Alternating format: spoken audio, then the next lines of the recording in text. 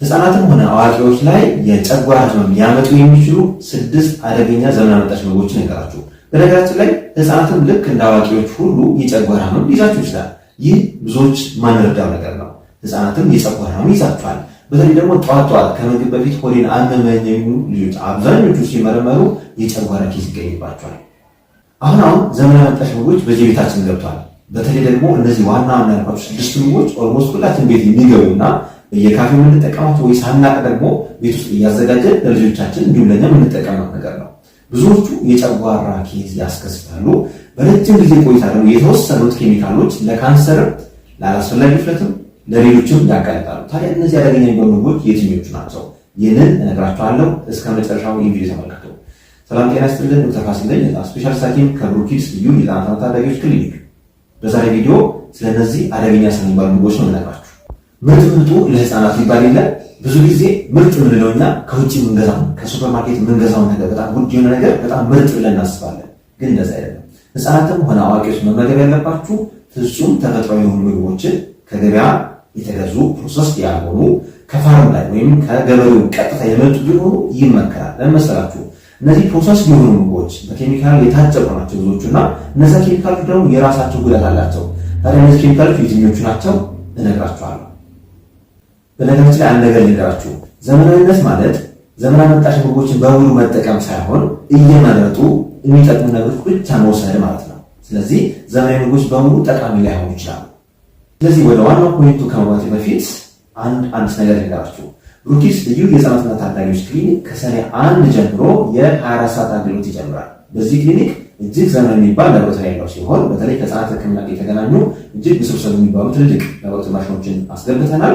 ምናልባት የህፃናት ሙሉ ምርመራ ከፈለጋችሁ፣ ድንገተኛ ህክምና ከፈለጋችሁ፣ ከኦቲዝም ጋር ከዳውን ሲንድሮም ጋር እንዲሁም ሌሎች ከሆርሞን ጋር የሚገናኙ ምርመራዎች ከፈለጋችሁ ከታች ባሉ ስልኮች ደውላችሁ ቀጠሮ አስይዛችሁ መምጣት ትችላላችሁ።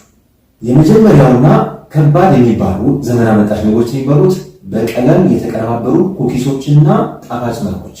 በቀለም የተቀነባበሩ ሲባሉ እያንዳንዱ ቀለም የራሱ የሆነ ኬሚካል አለው። ለምሳሌ እንደዚህ ነው እንደምትመለከቱት ሁሉ ከለር የራሱ ኮድ አለው፣ ኬሚካል አለው። ለቀይም፣ ለኦሬንጅ፣ ለግሪን የራሱ ኮድ አለው። እነዚህ ኮዶችና እነዚህ ኬሚካሎች በረጅም ጊዜ ቆይታ ህፃናትን ጨጓራ፣ የአዋቂዎችን ጨጓራ ይረብሻሉ።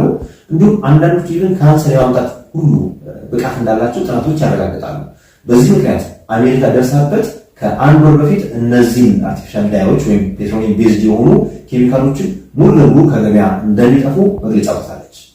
ስለዚህ እነዚህ አርቲፊሻል አደድ የሆኑ ኬሚካሎች ምንም ችግር ያመጣሉ? አንደኛው ችግር የጨጓራ መቆጣትን ወይም ዲስፔፕሲያ የምንለው ያስከስታሉ። ሁለተኛ ህፃናት ለረጅም ጊዜ እነዚህ ነገር የሚጠቀሙ ከሆነ በተደጋጋሚ የሚጠቀሟቸው ከሆነ ባህሪያቸውን ይቀይራሉ። ሃይፐር አክቲቪቲ ይኖራቸዋል ወይም በጣም ቅብዝብዝና ፍጥነት ያበዛሉ። ህፃናት ባህሪያቸውን ለማረጋጋት ተፈጥሯዊ ምግቦች ነው የሚያስፈልጓቸው። እነዚህ ኬሚካሎች ግን በጥናት የተደረሰባቸውና በዚህ በጥናት ላይ እንደምትመለከቱት የተወሰኑ አርቲፊሻሊ አደድ የሆኑ ምግቦች ለልጆች ሃይፐር አክቲቪቲ ወይም የባህሪ መቀየር አስተዋጽኦ እንደሚያደርጉ ጥናቶቹ ያረጋግጣሉ። ሶስተኛው የእነዚህ ከለሮች ችግር ደግሞ ምንድን ነው? ሱስ ያስይዛሉ። በከፍተኛ ሁኔታ ሱስ ያስይዛሉ። ኬሚካሎቹ ሁልጊዜ እንድትፈልጓቸው ያደርጋቸዋል። አንድ ኬሚካል አለ ኤምኤስጂ የሚባል ሞኖሶዲየም ግሉታሜት። ሞኖሶዲየም ግሉታሜት ወይም ኤምኤስጂ የሚባለው ነገር በረጅም ጊዜ ቆይታ ሱስ ያመጣል። ከዛ በተጨማሪ ደግሞ አላስፈላጊ ውፍረትና አላስፈላጊ የሆኑ ችግሮች ሊያስከስት ይችላል። ስለዚህ ልክ እንደነዚህ አይነት በአርቲፊሻል ከለሮች ያበዱ ምግቦችን አትጠቀሙ። ሁለተኛው ዘመን አመጣሽ ግን ደግሞ አደገኛ የሆነ ምግብ ካቻፕ ነው። ካቻፕ ብዙዎቻችን ሱስ ያዘናል አይደለ? በተለይ በቺፕስ መብላት፣ በየካፌው ቤት ውስጥ ማዘጋጀት በጣም ብዙዎቻችን ኢንጆይ የምናደርገው ነገር ነው። ሆኖም ግን ካቻፕ ማለት ከፍተኛ ጨው፣ ከፍተኛ ስኳር፣ ከፍተኛ አሲድ ያለበት ነገር ነው። ስለዚህ ይህንን በተደጋጋሚ መጠቀም ልጆችን ሆነ አዋቂዎች ለጨጓራ ኬዝ ያጋለጣቸዋል። ኦፍኮርስ በሳምንት አንዴ ወይ በወር አንዴ የሚጠቀሙ ሰዎች ብዙ አይከብዳቸውም። ሆኖም ግን በተደጋጋሚ ዴይሊ የምንጠቀም ከሆነ ይህ ነገር የጨጓራ ኬዝ ሊያስከስት ይችላል። ብዙዎች ህፃናት ቤት ውስጥ ምንድን ነው የምትበሉት፣ ምንድን በጣም የምትወዱት ብዬ ስጠይቃቸው ቺፕስ በካቻፕ በጣም ይወዳሉ እና ብዙዎቹ የጨጓራ ምልክቶች አሉባቸው። ጠዋት ወላቸው ይነፋል፣ ምግብ አይበሉም፣ ፍላጎታቸው በጣም ዝቅተኛ ነው። ስለዚህ ካቻፕ በተደጋጋሚ መጠቀም አይመከርም። ቤታችን ከሚመጡ ብዙዎቹ የህፃናት የምግብ አይነቶች ውስጥ በብዛት የሚጠቀሙት ቺፕስ እና ካቻፕ ነው። ስለዚህ ወላጆች በተቻለ መጠን የልጆቻችሁን ጨጓራ ጤንነት ለመጠበቅ ከፈለጋችሁ በቻላችሁ መጠን ካቻፕ አትስጡ። ሶስተኛ ደግሞ ኢንስታንት ኑድልስ ወይም ኢንዶሚ የምንለው ነገር ነው። ኢንዶሚ በእርግጥ ጉዳቱ ብዙዎቻችን እናውቃለን። አሁን በደንብ ሚዲያም ስለተነገረ ኢንዶሚ ለልጆች መስጠት ብዙዎች አቁሟል። ግን አሁንም ወላጆች እየሰጡ ያሉ አሉ የምናውቃቸው። ስለዚህ ኢንዶሚ ችግሩ ምንድን ነው? ይህ በእንግሊዝኛው ኢንስታንት ኑድልስ ይባላሉ። ቶሎ የሚዘጋጁ ቶሎ የሚቀርቡ ምግቦች ናቸው። ስለዚህ ኢንዶሚ ምንድን ነው ችግሩ? የመጀመሪያው ችግር ከፍተኛ የሆነ ፕሪዘርቫቲቭ አለው። እንዳይበላሽ ኬሚካሎች አሉት ውስጡ። እነዛ ኬሚካሎች በረጅም ጊዜ ቆይታ የሚያመጡት ጉዳት አለ። በእርግጥ ፕሪዘርቫቲቭ ስራው ራሱ ምግቡ ረጅም ጊዜ እንዳይበላሽ መጠበቅ ሲሆን፣ እነዛ ኬሚካሎች ግን ወደ ሰውነታችን ሲገቡ የራሱን ችግር ያመጣል። ጨጓራ ህመም ያመጣሉ፣ አላስፈላጊ ውፍረት ያስከስታሉ። አንዳንዶቻችን ደግሞ የሄቪ ሜታል ቶክሲቲ ያስከስቱብናል። ለምሳሌ እነ ሜርኩሪ እነ ሊድ የመሳሰሉት አንዳንድ ምግቦች ላይ እየተገኙ ነው። ስለዚህ ፕሪዘርቫቲቭ የበዛው ምግብ መጠቀም በፍጹም አይመከርም። በተለይ ደግሞ ኢንዶሚ ለህፃናትም ሆነ ለአዋቂዎች አልመክረውም። በተጨማሪ ቅድም ያልኳችሁ ሞኖሶዲየም ግሉታሜት የሚባለው ኬሚካል ብዙዎቹ የኢንስታንት ኑድልስ ወይም ደግሞ ኢንዶሚ ላይ ይገኛል። ይህ ደግሞ ሱስ በማስያዝ በረጅም ጊዜ ቆይታ አላስፈላጊ ውፍረት፣ አላስፈላጊ ደም ግፊት፣ ኮሌስትሮልና ሌሎች ችግሮች እንደሚያመጣ ጥናቶች ይጠቁማሉ። ስለዚህ ይህ ነገር አስወግዱ። አራተኛውና ለብዙዎች ህፃናት እየሰጠን ያለነው ነገር ደግሞ ምንድነው? የታሸጉ ጁሶች። የታሸጉ ጁሶች በፍጹም ለህፃናት መሰጠት የሌለባቸው ነገሮች ናቸው። ውስጣቸው ከፍተኛ የሆነ ስኳር፣ ከፍተኛ የሆነ ኬሚካል የታጨቀ ነው። እነሱ ጁስ ብለው ይሸጡልን፣ ግን አክቹዋል ጁስ አይደለም። በነገራችን ላይ የእያንዳንዱ ፍሩት ቃና በኬሚካል ፎርሙሌሽን ማምጣት እንደሚቻል ታውቃላችሁ። ለምሳሌ የሙዝ ቃና በኬሚካል ውህድ ማምጣት እንችላለን። የአቮካዶ ቃና ወይም ደግሞ የብርቱካን ቃና በኬሚካል ውህድ ማምጣት ትችላላችሁ። ምንም ብርቱካን ሳትጠቀሙ ውሃን ኬሚካል ብቻ በመጠቀም ልክ የብርቱካን ጁስ የሚመስል ነገር መስራት ይቻላል። ይህ አርቲፊሻል የሆነ ነገር ስለሆነ በፍጹም አይመከርም።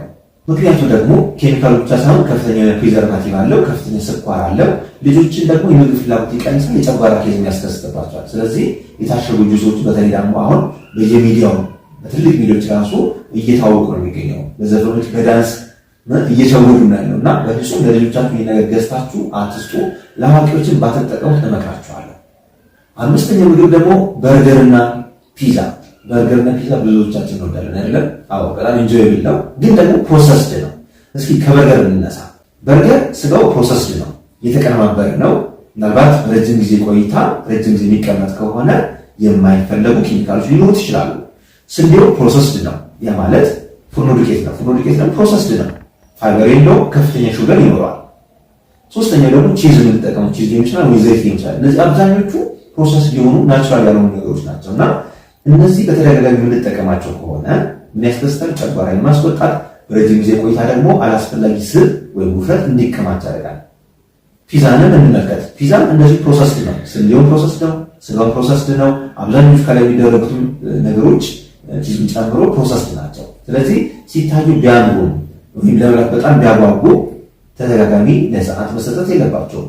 ምናልባት በወር አንዴ ብዙ ችግር ላይፈጥር ይችላል። በወር ሁለቴ ብዙ ችግር ላይፈጥር ይችላል። ምክንያቱም ሰውነታችን ራሱን የሚያነጻበት ሜካኒዝም አለ። ሆኖም ግን ከዛ ሜካኒዝም በላይ ሰውነታችን ብዙ ኬሚካል የሚያስገባ ከሆነ ማንጻት አይችልም ወይም ማጽዳት አይችልም። ያ ኬሚካል እየተጠረቀመ ይላል። አላስፈላጊ ኬዞችን በረጅም ጊዜ ቆይታ ያስከስትባቸዋል። አሁን አይታችሁ ከሆነ ብዙ ህፃናት በጣም ወፍራም የሆኑ ነው፣ አላስፈላጊ ፍረቶች እየታየባቸው ነው። ስለዚህ እነዚህ ጀንክ ፉድ የሚባሉ ነገሮችን አስወግዷቸው። ስድስተኛውና በፍጹም ማገለቱትና በየቀኑ የምንጠቀመው ነገር ደግሞ ቺፕስ ነው። ቺፕስ እና በዘይት ውስጥ የተጠባበሱ ማንኛውም ነገሮች በከፍተኛ ሙቀት ሲጠበሱ ሁለት ችግር ያመጣሉ። አንደኛው ችግር አክሪለማይድ የሚባል ኬሚካል ቶክሲን ያመነጫል። ማንኛውም ድንች ረጅም ሰዓት በዘይት ውስጥ ከተጠበሰ አክሪለማይድ የሚባል ኬሚካል ይለቃል። አክሪለማይድ በዋና የሚጠበቀው በሲጋራ ጭስ ውስጥ፣ በቀለም ውስጥ ወይም ሲንቴቲክ በሆኑ ዳዮች ወይም ቀለሞች ውስጥ ነው። እነዚህ አላስፈላጊ ነገሮች ሲሆኑ ወደ ሰውነት መግባት ማለት ያ ኬሚካል ሰውነት መግባት ማለት በረጅም ጊዜ ቆይታ የራሱን ጉዳት ያስከስታል ማለት ነው። ይህ አክሪለማይድ በረጅም ጊዜ ቆይታ አንዳንድ ጊዜ ካንሰርም ጋር ሊያመጣ ይችላል። ቀጥታ አንዴ ስለተጠቀምነው አያስከስትም። በተደጋጋሚ ከተጠቀምነው ግን አክሪለማይድ ኬሚካል እስከ ካንሰር ድረስ ችግር ሊያስከስት ይችላል። ሌላ ሁለተኛው ችግር ደግሞ ዘይቱ ሲንጨረጨር ወይም ረጅም ሰዓት እሳት ላይ ሲቆይ ኦክሲዳይዝድ ይሆናል። ማንኛውም ዘይት ረጅም ሰዓት እሳት ላይ ከተንጨረጨረ ቶክሲክ ይሆናል ወይም መርዛማ ይሆናል። ስለዚህ ቺፕስ ሊሆን ይችላል፣ ቤት ውስጥ የሚዘጋጅ ከውጭ የሚምጣ ወይም በሱፐርማርኬት የሚዘጋጅ ከየት የሚምጣ ቺፕስ እና በዘይት ውስጥ የተጠበሱ ነገሮች ለህፃናት ፈጽሞ አይመከሩም። አንደኛ የጨጓራ ኬዝ ያስከስታሉ፣ ጨጓራን ያስቆጣሉ። ሁለተኛ ኬሚካሎቹ አላስፈላጊ ውፍረትና አላስፈላጊ የሆነ ካንሰር መሰል ነገር ሁላ እንደሚያመጡ ጥናቶች ይጠቁማሉ። አሁን ሰምታችሁ ከሆነ ወጣቶች ራሱ ድንገተኛ ሞት እያጋጠማቸው ነው። ጤነኛ የነበረ ሰው ድንገት ሞቶ ይገኛል ቤት ውስጥ አይደለ? ይህ ሰደን ካርዲያክ አሬስት ነው። ብዙዎቹ ደግሞ የሚያጋጥማቸው የልብ አርተሪ እየጠበበ ሲሄድ ነው። ይህ የሚያጠበው ደግሞ ምግባችን ነው። ትራንስፋት ያላቸው ማንኛውም ምግቦች፣ ፕሮሰስ ቢሆኑ ማንኛውም ምግቦች፣ ከፍተኛ ቅባት ያላቸው ምግቦች በአጠቃላይ የልብን አርተሪ ወይም ደም ስር ሊያጠቡና ልብን ስራ ሊያቆሙ ይችላል። ልብ ስራ ከቆመ ደግሞ ማንም ሰው በህይወት ሊቆይ ይችላል። እንግዲህ ለዛሬ ያለኝ መረጃ ይህን ይመስላል። መረጃውን ከወደዳችሁት ላይክ አድርጉ። ጥያቄ ካላችሁ በእነዚህ በንጉስ ላይ ጥያቄ ካላችሁ ኮሜንት አድርጉልን። እንዲሰራላችሁ የምትፈልጉትን ቶፒክ ካለ ኮሜንት አድርጉልን። ለዛሬ ያለኝ መረጃ ይህን ይመስላል። ዶክተር ፋሲል ነኝ፣ የህፃናት ስፔሻሊስት ሐኪም ከብሩኪስ ልዩ የህፃናትና ታዳጊዎች ክሊኒክ። እንግዲህ ህክምና ማግኘት ከፈለጋችሁ ከታች ባሉ ስልኮች ደውላችሁ ቀጠሮ ማስያዝ መምጣትም ትችላላችሁ። አድራሻችን ጦር ኃይሎች 5 ላይ ስራ ያገኙናል። መልካም ጊዜ